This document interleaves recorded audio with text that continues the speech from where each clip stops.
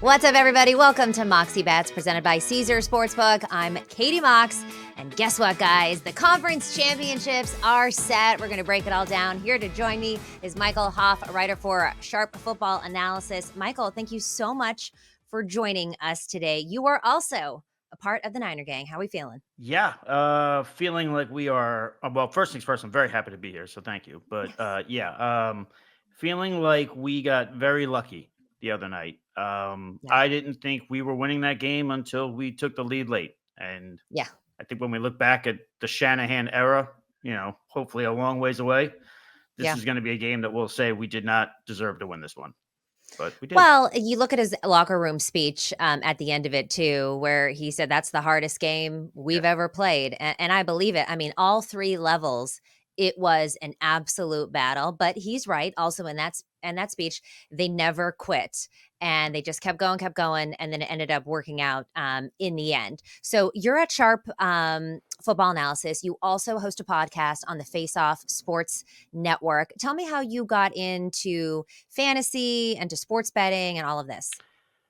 I really was really just, I mean, I was always into the fantasy football thing. And back then, before the days of Twitter, it was, like ESPN and then Matthew Yeah. Berry and those sorts of, and then all of a sudden, Twitter is like a gateway. And it Mhm, just, all of a mhm. sudden you're in there. And yeah, so, I jumped around from different site to different site. The FF Faceoff was actually created by me and my podcast partner, Anthony Servino, who was a Cool. Jersey guy. And yeah, now we've got it into a little website. We're trying to bring all these different components, sports betting, different sports. So yeah, but it's been going well. So, but yeah, Awesome. Twitter is definitely what opens up, I think, for everybody. Yeah. Just like, oh my, there's so much to do here. Well, yeah, it's so funny that you say that too, because I wasn't that active on Twitter in my previous life. I used to be a fashion publicist. Okay. Now I'm here, and so I wasn't really on Twitter all that much. Once I got into the sports media world, I saw that Twitter was like it. That is Hmm. where sports media and Yeah. sports fans collide, if you will. So let's go ahead and recap the divisional rounds, and let's start with our team, the 49ers. And like you said, this was an ugly game. I mean, I'm biased that I think it was one of the most exciting games. Last night's game was also quite exciting between the Bills and the Chiefs. I mean, depending on what side you were on. Right. But it was stressful. There was a ton of bad throws from Brock Purdy, Jordan Love as well. Obviously, that's what ended up sealing the game.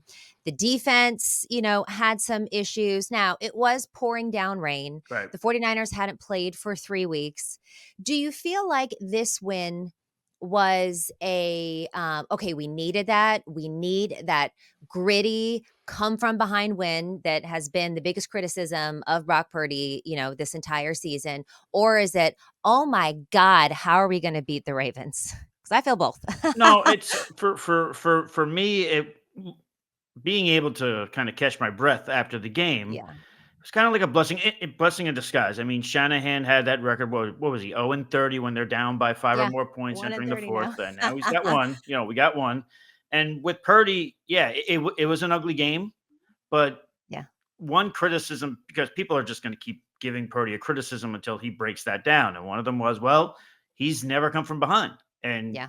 in his defense, he never really had to this year. But when he True. had to, with the game on the line, even though it was an ugly first, three and a half quarters, he made it happen when it counted. So I Yeah. think ultimately, because I think in this particular game with the Lions, this is going to be like a blow for blow game. I Yeah. don't think either one is going to blow out the other one. So I think it's important to eke out, to kind of squeak out this win.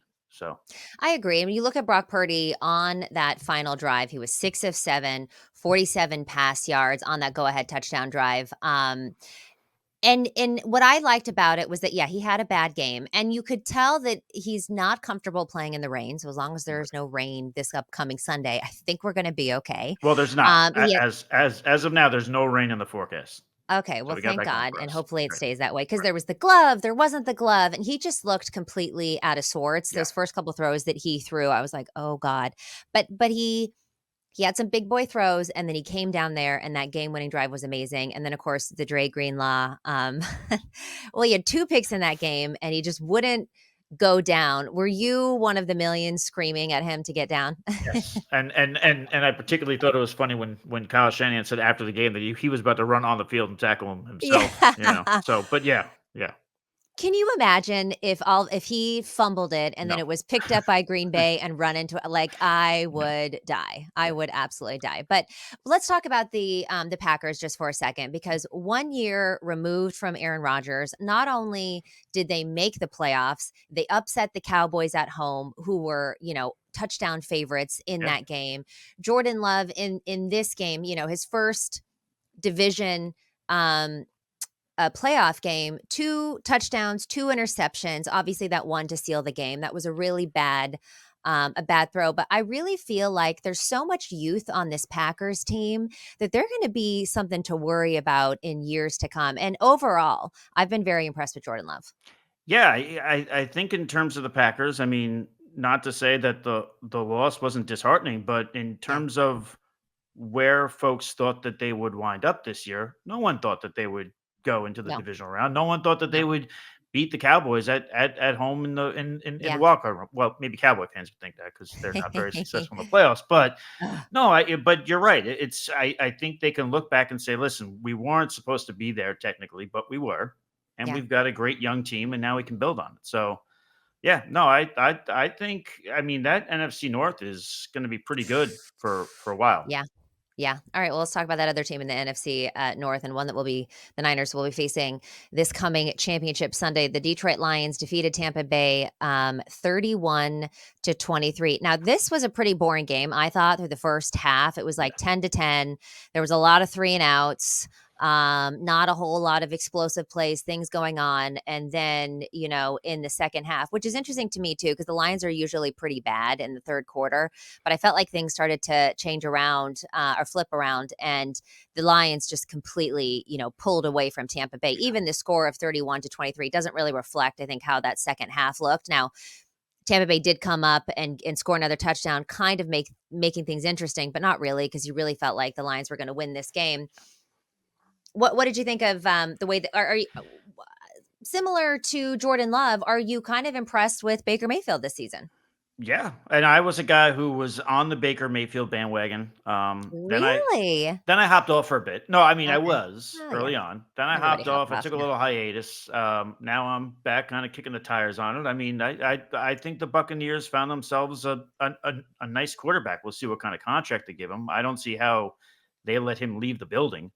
yeah, So, but yeah, I think it was a great year for Baker Mayfield, and we talked about Packers. No one saw that coming. No one yeah. saw that from Baker either. So Oh, I almost took a bet on the Buccaneers having the worst record. Obviously, the Cardinals were had a big shot for that, and right, they surprised a lot of people too. yep, But I think this came down to turnovers. Look at Jared Goff, 287 yards, 2 touchdowns. Baker, more yards, 349 yards, 3 touchdowns, but 2 interceptions. And then you look at how close this game was. I think it comes down to those turnovers. So let's look at this NFC Championship game that's coming off, right? So the Lions had not won or been to the playoffs since 1991. They won their 2 games at home. Now they got to go on the road. It's their first road playoff game since 1957, yeah, it's which crazy. was also at the 49ers. They've had the longest active drought in the NFL without a road playoff win, and the longest road playoff losing streak ever at 11. We've got Goff versus Purdy. So Yep. it is the first round versus Mr. Irrelevant, which has apparently never happened Hmm. before. Now, here's what I'll say about the Lions team. I love Dan Campbell, right? I think there's not a football fan in the world that doesn't love Dan Campbell. And Right. if they weren't going against the 49ers, I would be rooting for Dan Campbell. But unfortunately, that is not the case. This Lions team at home in the dome versus on the road are two different teams. And while and look at the numbers that Baker Mayfield was over to, put up on them, over 300 passing yards. I feel like if the 49ers had gotten the rust off of them, which I hope they did, this Yep. could potentially be a bloodbath. There's a reason why this is a touchdown game. That 49ers are touchdown favorites. Yeah, and one thing going back to just the yesterday's game against the Buccaneers, one thing I kept telling myself towards the end of that game was this is why the 49ers needed home field advantage. Yes, Yes. there's also weather Yes. elements, visiting other places, but Mhm. Detroit, that crowd, I mean, they absolutely brought it for those 2 playoff games, and it's a good thing that we are playing in Santa Clara for that one, and yeah, I mean, Goff is a different player on the road. Goff's a Mhm. different player outdoors. He's 0-5 against the Niners since 2018. Um, I think the more he throws, the better off it is for the 49ers. I think the way the Lions need to attack them is that running Yeah. game. I like the Gibbs total yards, which I think right now is at 70 and a half. Okay. I like that one quite a bit. Yeah, I mean, Jahmyr Gibbs, he was talk to me fantasy wise. He was one of the most frustrating people I think for fantasy managers because it was like they weren't using him the Yep. way that everybody thought that they should. And then towards the end of the season, pretty much the last couple games, they started doing this two-headed monster with David Montgomery and with Jahmyr Gibbs, which works. And do you think it's because he was a rookie and they were trying not to use him too much, or like what was the Jahmyr Gibbs situation this year? That was what I was kind of chalking it up to. Was it's his rookie year. He's still feeling it out. Getting accustomed to things, and then finally you just unleash him. I mean, but yeah, nothing pisses off the fantasy football community more than when a player is drafted early and he's not used. I.e., Arthur Smith in Atlanta with Yeah, Bijan Robinson and Kyle Pitts. yeah, So, but yeah, I mean, those runs he had yesterday were just those are special runs, and I have a yeah, feeling he's gonna, I love our linebackers, but he's gonna get to that level and he's gonna break a couple, yeah. which is why I do like those total yards. So yeah, but I do think it was a matter of let's let him get acclimated to NFL life. Couldn't agree with you more. And I do think that Jared Goff is going to throw some. He was clean this last game, but I think he's going to throw some interceptions. Speaking of Yeah, those linebackers, in this championship game, it's kind of like a given with Goff. And the good news is Kyle Shanahan knows Jared Goff very well, yep, knows how to kind of scheme up against him.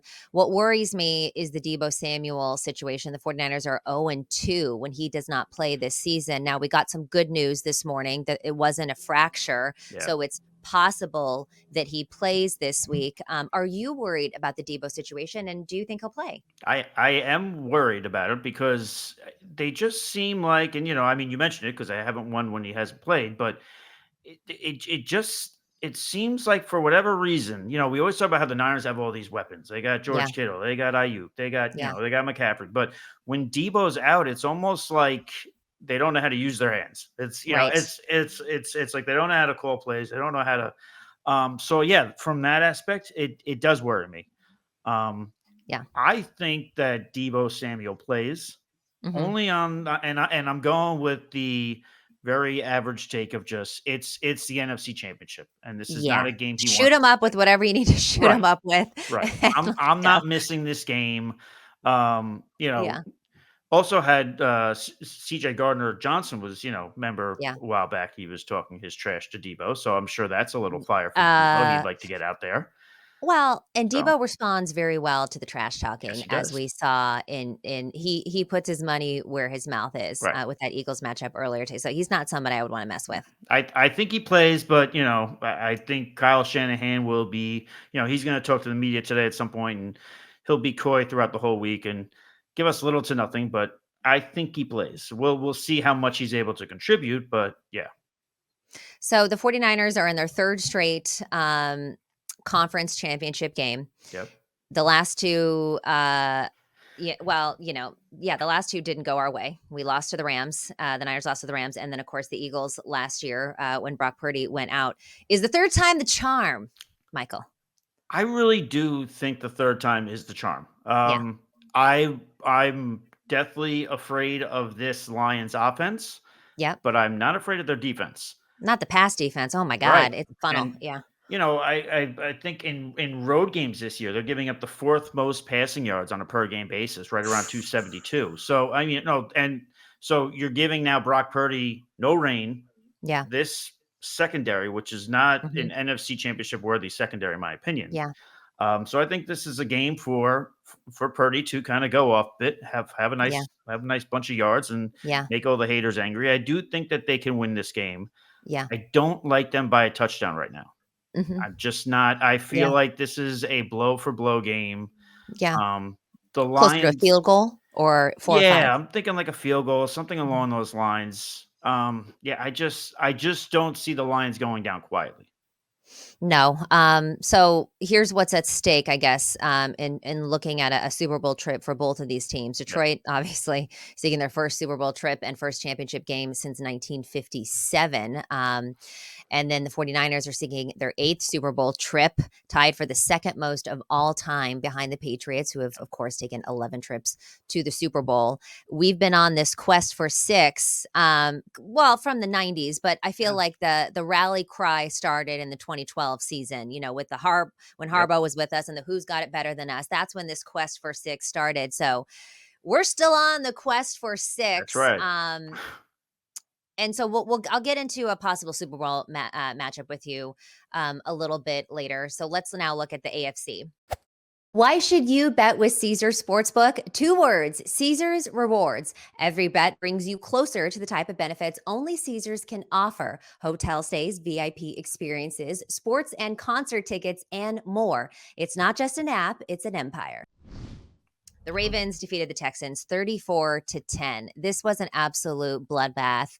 Lamar Jackson put he's only won one playoff game and four chances behind him. He went off against a really hot Texans team. And at first, in the beginning of the game, I did feel like the Ravens looked a little bit rusty. And again, any team that's taken off basically 3 months, and then they just blew them out of the water. And really, the Texans, their only score was it a punt return, or was it a defensive touchdown? It was a punt return. Yeah, I believe it was a punt return. Yeah, so but no offensive touchdowns Right. for them. CJ Stroud, who was able to, systematically cut up the Browns defense, who pound for pound was probably one of the best defense going into the postseason. Yeah. But this Ravens defense is different, and we saw what they did to the 49ers. Are the Ravens the scariest team in the NFL right now? 1,000%. Yes. Yeah. Yeah. I had said when the playoffs started, there were two teams I didn't want to play in the playoffs, and Mhm. one was the Ravens. The other one was the Browns, though, because I thought they were riding this kind of, it was kind of like a magic carpet ride with Joe Flacco getting off the couch and the Yeah. defense, like you said, one of the best in Uh-huh. football. So that scared me a bit. But yes, the Ravens by far are the scariest team. Well, and you look at Lamar Jackson too, and it's so interesting, right? Because he was holding out, and people thought he was crazy, and that he didn't have an agent, and then Right. he got paid, and now this Ravens team is looking the way that they are, and he had a historic performance against the Texans. He was 16 of 22, 152 pass yards, 100 rush yards, four total touchdowns, two pass, two rush, zero turnovers. Like, I mean, he is a man on a mission, but he's going to have to face the Chiefs. So well, one thing, if you're a 49ers fan, obviously DeMeco Ryans is someone that we all kind of love and Of cherish. course. Yeah. How cool was it to see this Texans team, first year head coach, first year quarterback, make the run that they did? Yeah, I always feel like a proud papa when someone Yeah. goes from the Shanahan coaching tree and Yeah. goes on to do good things. But yeah, no, it was cool, and again, we've talked about a couple of scenarios where it's like we didn't expect that, we didn't expect Yeah. that. Maybe we should just stop expecting things. But Right. because the odds were stacked against him, and he put out a heck of a year. Obviously, CJ Stroud was incredible. Yeah. And that's another team, just like the Packers. This is something that they can look back on and say, hey, this didn't end the way we wanted it to, but we've got something to build on. So, yeah, it should be exciting times in Houston. So speaking of the kind of proud papa and people coming off of the Shanahan tree, who do you think wins a Super Bowl first? DeMeco with the Texans or Mike McDaniel with the Dolphins? I'm going to go with D'Amico right Yeah. now, only because, and I love Mike McDaniel. Obviously, whatever. Every guy from the coaching tree, I'm going to say that I love him, and I Yeah. do. But there's just something to not being able to win that big game yet, and Yeah. I mean, now that's going to be a target on Mike McDaniel's back now. Yeah. Well, and they've got this really flashy, fast offense that comes out of the gate in the beginning of the season. Right. Then people watch tape, and the back half of the season looks completely different than the first half. So yeah, he's gonna start to lose the locker room too if this continues to happen. So I worry about him, but I think the Texans locker room must just think the world And it's of D'Amico. and it's a bad time to mixture in what you're saying about the Dolphins and then say, "Oh, do we pay Tua or not?" This is a bad time to come up on that question right now. So, Yeah. yeah. So I would say DeMeco. All right. Well, my heart was broken last night because I don't know what it is. I love Josh Allen. I love the Bills. I think they have one of the greatest fan bases in the NFL, and I think Josh Allen is just a stand-up, like, great guy. Yep. And I really just wanted this for them. I felt like they finally had the advantage in terms of being at home, not having to go on the road to go to Arrowhead. But the Chiefs still beat the Bills 27-24. Yeah, and it's one of those games. Like, I'm somebody who has been criticized on Twitter because I have this belief that the term of saying a elite quarterback is a very small window. I only Mm, put Pat Mahomes in there just yeah. because he's Pat Okay. Mahomes. Yeah. Um, but so to me, I would criticize and say, as great as Josh Allen is, he has these games where he has Yeah. boneheaded plays, but you didn't really see that yesterday. No, And no. he did his darndest to put that team on his back and win that game. And I was pulling for them, even if my Twitter would have been mobbed by Bills Mafia. Um, but yeah, I was pulling for them. It's one of those scenarios where everything went right and they just lost, which might be more heartbreaking than their previous playoff losses to the Chiefs. Yeah, Tyler Bass, their kicker, missed a 44-yard field goal Yeah, with a minute wide right 43 too doesn't help. remaining. Wide Yeah, right. doesn't help. Yeah, You know what? There was a video too where Josh Allen found Bass at the end of the game and gave him a hug, which again, it's just why I love yeah, Josh Allen because I'm sure that was an icy locker room. Even though it's not entirely his fault, right. he had the opportunity and missed it wide right. Just absolutely awful. What a whiff. And your heart just breaks for the Bills, and because like you said, this was a great game by Josh Allen. There was Yeah, not anything else really that he could have done. 186 pass yards, 72 rush yards, a pass touchdown, 2 rushing touchdowns. I mean, he put this team on his back. And then you look at Mahomes being Patrick Mahomes, as much as these Chiefs have struggled in the regular season, and everybody that yeah, once they get into the postseason, it's a different animal. 215 yards, 2 touchdowns. You saw Kelsey looking like Kelsey again. He had 3 drops the week before, which was very cold. We'll give him that. yeah. But he's really had a down season, He and got he looked like Kelsey again. I mean, yeah. I was just gonna say he scored. Well, he had his 2 touchdowns, but that was his first touchdowns in about like 10 weeks. yeah, You know, yeah. I saw a meme about people saying that they finally cashed their Kelsey anytime touchdown for the first time in there you go. 10 weeks, which, is hilarious. Right. This AFC Championship, line is interesting. It's 3.5, um, so much tighter than the NFC line is, and I think that the Ravens are a better team than the Chiefs, but because the Chiefs have won so much and it is Patrick Mahomes, and we Right. know that Patrick Mahomes in the postseason is always gonna just have a knife at your throat. I think that's why this line is so close. Otherwise, I think the Ravens should be touchdown favorites. Touchdown. Yeah. I think it's more narrative Mhm. going into this. But first look at this: what's going to happen in this game? Well, I think throughout the week, no matter what channel you flip on or no matter who you watch, and they talk about the AFC Championship, they're going to say what you just said. It's going to be, but there's Pat Mahomes. Like that's going to be in the favor of the Chiefs because the Chiefs. This was not the Chiefs that we're used to this year. It wasn't No, explosive, wasn't flashy. The defenses. I mean, I think this is a great matchup with the defenses. Um, I like. I think the Ravens win because, as I told you, I think they're the scariest team in yeah, football. Um, are you right that the Chiefs are a different animal in the playoffs? 1,000%. But yeah, I just think this Ravens team is different. Lamar is a man on a mission. yeah, Um, yeah, I think it's close. And I would also take the under here, the yeah. under 44.5. Yeah, the Ravens and the Chiefs both ranked top 2 in the NFL in scoring defense and sacks this season. So, yeah, and we know as 49ers fans, the way that and we saw it this week too, the way that the Ravens are able to bat down passes and stuff too and just have such good coverage. I mean, it's scary. I mean, as a 49ers fan, I would love if the Chiefs won. I think we have a better Yeah, chance same here. of beating the Chiefs, but Patrick Mahomes, again, different animal. He is the only quarterback in the NFL playoff history to go 3 straight starts without having a turnover or a sack. The Must Ravens, be of course, nice. have a very good chance to halt that. Yeah. that one is gonna be a battle. I think that do you agree that, a lot of people think that the NFC is the weaker, inferior, conference in the NFL. Is that true? I mean, the Eagles weren't very good this year, and the Cowboys looked great and then were a first round bounce off and embarrassed Yeah, themselves yet again. The 49ers, at some points in the season, people were like, it's the 49ers or nobody. But then you see these slight little cracks in the armor in terms of Purdy looking amazing or looking like Iowa State Purdy. It's like all of right. a sometimes he just flips it. And so that worries me a little Yep. bit. But do you think that the AFC is better than the NFC this year?